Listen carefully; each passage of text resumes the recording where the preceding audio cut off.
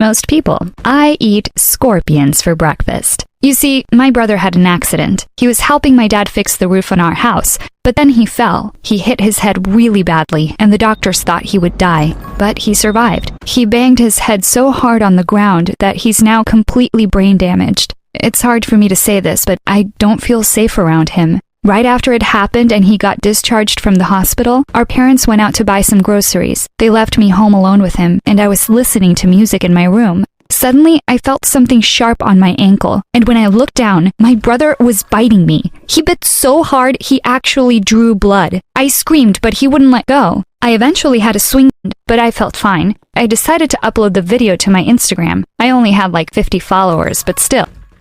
And then later that night, I decided to try something. I crept into my brother's room when he was already fast asleep. His toes were sticking out of the end of his bed. I bit down on his big toe and waited. It was just a little bite. I wanted to see if I was poisonous now, but instead, something worse happened. He kicked me in the face. My nose started bleeding. He didn't even know he'd done it. He was still asleep. So much for being poisonous. I just need to eat more and try again. The next morning, I woke up and I was actually craving scorpions. We had phys ed that day, and the show had said they were a good protein source. This time, I chose a smaller one. I was so scared my mom would walk in, so I did it as quickly as possible. But then I heard someone on the stairs. It was my brother. Oh no. I quickly turned the gas off and threw the scorpion in my mouth. It was still moving, and I was about to spit it out, but it was too late. It was crawling down my throat.